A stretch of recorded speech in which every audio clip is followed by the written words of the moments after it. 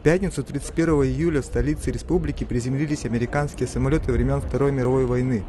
Пилоты летят по историческому маршруту авиаперегона из Аляски через Сибирь, который проходил в период с 1942 по 1945 годы. Экипажи на самолетах, построенных в 40-е годы, повторяют путь перегона военной авиации из США в Советский Союз.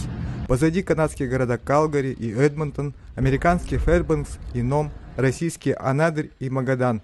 И вот теперь посадка в Якутске. На взлетной полосе экипажи по традиции встречали хлебом, солью и кумысом.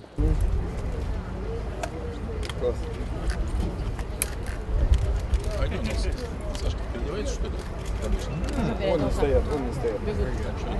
Больших сложностей не было, погода была более-менее хорошая, но потребовалось идти на максимально возможной высоте из-за облачности и препятствий. Прекрасно показала вся машина, также устойчиво, надежно, двигатели работали прекрасно, что нам позволило вовремя прийти и безопасно провести посадку. Два военно-транспортных самолета «Дуглас» русского авиационного общества совершают полет из США. В составе экипажей российские, американские и канадские пилоты. В Якутске летчики посетили сквер, где установлен полномасштабный макет военного истребителя «Аэрокобра» в честь открытия на советской стороне Алсиба авиатрассы Уэлькаль-Красноярск. Экипажи возложили цветы в память 113 советским летчикам, погибшим на этом маршруте перегона. Общественно значимый некоммерческий российско-американский проект «Алсиб-2015» – жест доброй воли. Он приурочен к 70-летию Великой Победы и напоминает о дружбе и военном сотрудничестве двух великих стран в тяжелые годы войны. Впереди города Братск, Красноярск с конечным пунктом посадки в городе Москве. В подмосковном Жуковском самолеты продемонстрируют на аэрокосмическом салоне «МАКС». Американец Фрэнк Мосс – действующий пилот-инструктор. Он занимается подготовкой российских летчиков в рамках реализации проекта «Алсиб-2015». Его впечатлило, что в России не забывают истории и чтут героизм летчиков. Об этом он рассказал в Якутске на встрече с ветеранами и энтузиастами-поисковиками. Очень впечатлило дружелюбие и гостеприимство российской стороны, где не забывают историю. «Эти самолеты такие же пожилые, как и я», — сказал он, «поэтому мы должны аккуратно с ними обращаться. У меня есть родные, которые принимали участие в войне и погибли на полях сражений. Я никогда не задумывался, что происходило на Восточном фронте.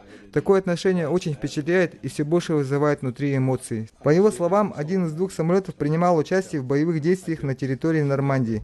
До полета в Россию Фрэнк Мосс не очень много знал о трассе Алсиб, и для него стала очевидна ее значимость только при пересечении границы. Из-за облачности и гор в Якутию машины шли на предельной высоте в 5 километров. За бортом минус 20. В кабине не намного теплее, поскольку самолет не отапливается. Во время полета мы столкнулись с инцидентами или приключениями, сказал он, но это позволяет нам понять, что испытывали молодые советские летчики в годы войны, идя по этому маршруту зимой. Я и мой сын очень благодарны, что нас пригласили принять участие в этой миссии. В Якутске участники проекта «Алсиб-2015» и общественность озвучили стремление восстановить дружеские связи между народами. Когда в международном проекте участвуют рядовые граждане, это считается народной дипломатией. Она должна возглавенствовать, чтобы победить противостояние между странами, отметил ветеран авиации, лауреат Ордена Дружбы Народов Михаил Васильев на встрече с экипажами.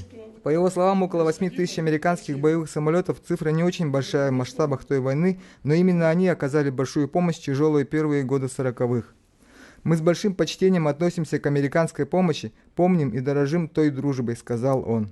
Канадского техника Джона Меккинсона, который ни разу не выезжал за пределы Северной Америки, удивили душевный прием россиян и масштабы страны с несколькими часовыми поясами.